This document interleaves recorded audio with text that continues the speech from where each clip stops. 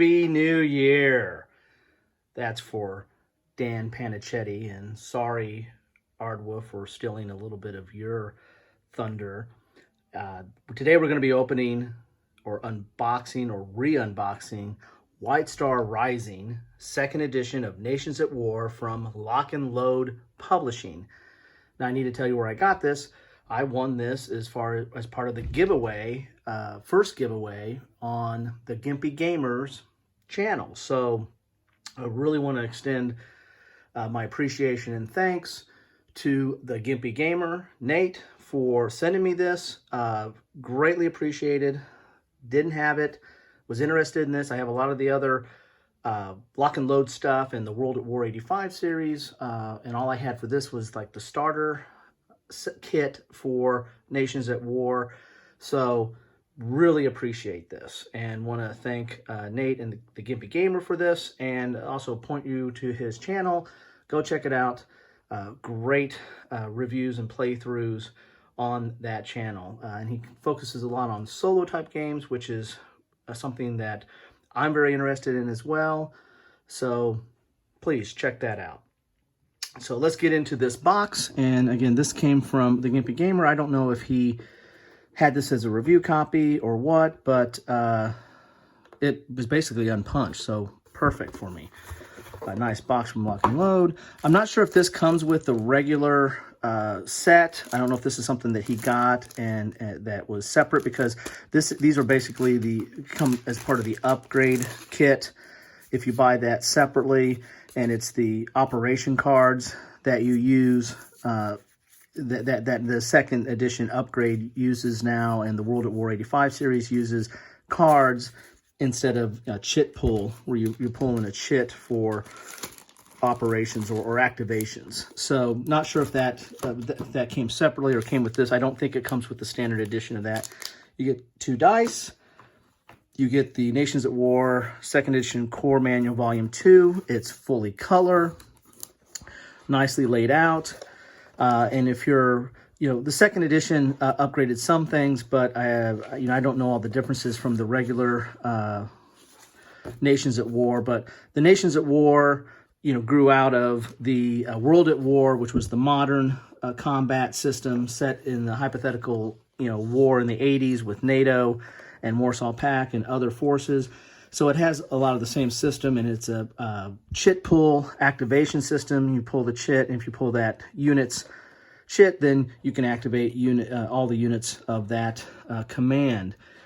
And the system is generally the same. Now, they updated this from, when they went from World at War to World at War 85, they changed these counters a little bit, but in the Nations at War series, you're going to have your armor-piercing firepower and then your high explosive firepower. So this is for soft targets or infantry.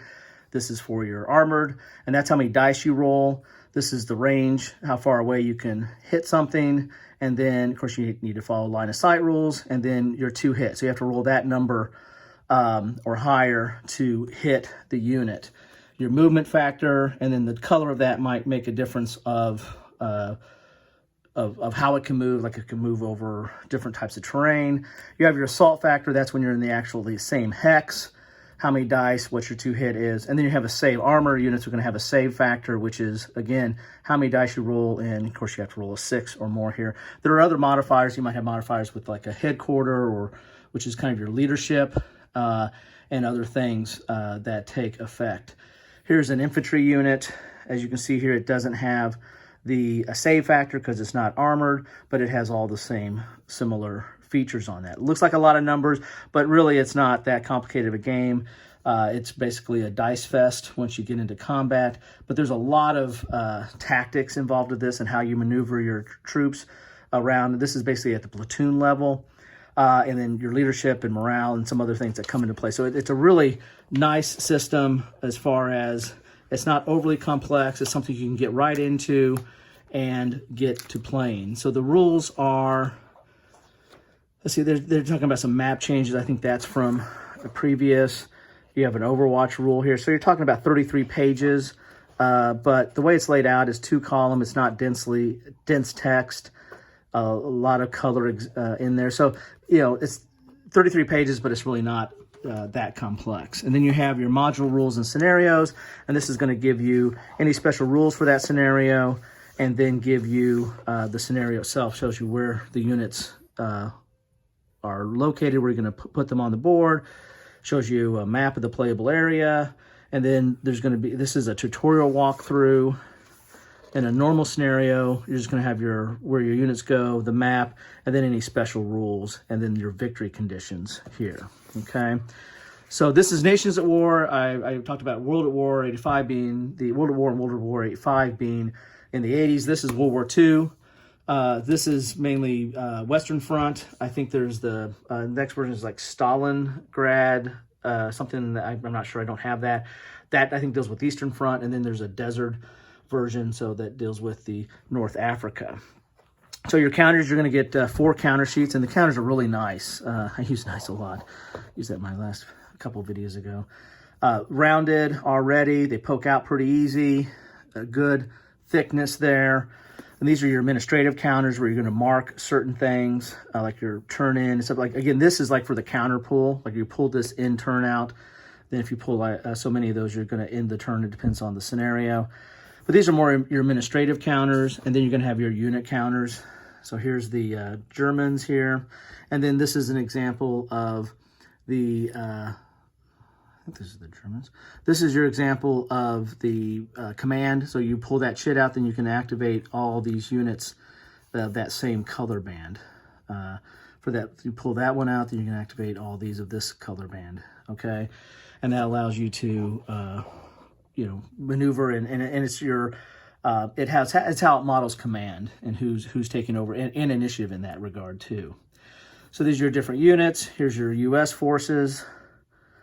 You can see, so if I pull that shit out, then I can activate anything that has this band that's on the table. Of course, the scenarios are going to be different on which units are in. Not all units are always on the board. It really depends on the scenario. And then some more counters. So you got 4 counter sheets of counters, which are nice and thick and rounded, so you don't necessarily need to clip that, and I don't clip. Here's your unit point cost sheet, so you can make up your own scenarios possibly with the unit cost. And then here's a rules reference going over kind of your standard sequence of play and the different rules that are most important to the game. And then of course you have that was for the Germans, and then this is for the American forces as well. So you have the same rules reference there. And then you have, here's a unit point cost sheet for the British.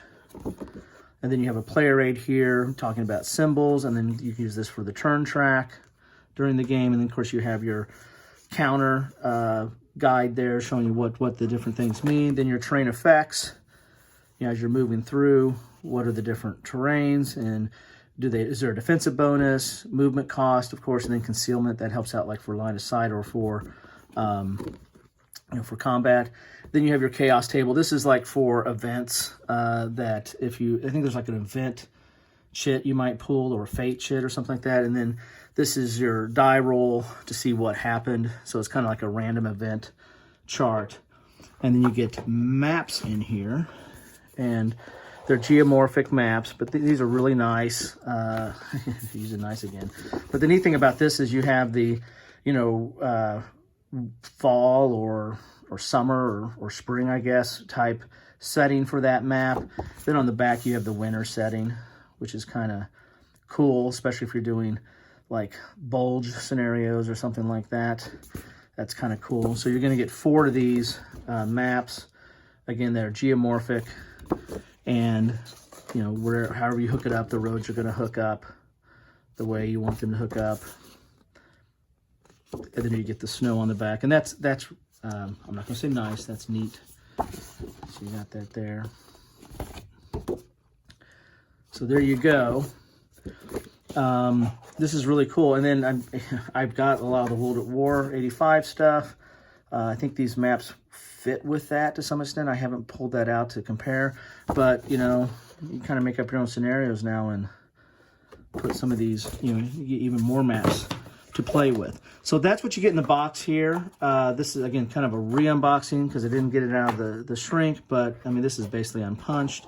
And it actually had, I believe it had some little extra goodies in there that I want to, again, extend my thanks to the Gimpy Gamer and recommend you guys to go over to his channel at some point and take a look at it. He's got some really good insights on how he looks at games and does playthrough, and he really takes a lot of time and effort to go through a playthrough and teaching some of the games that he does. So again, highly recommend that and want to thank him for that. If you guys like this, please like it.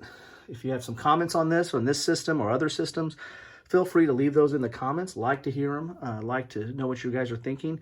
If you want to see more or want to know what's coming out more, please subscribe. Appreciate that as well. And as always, thank you for watching.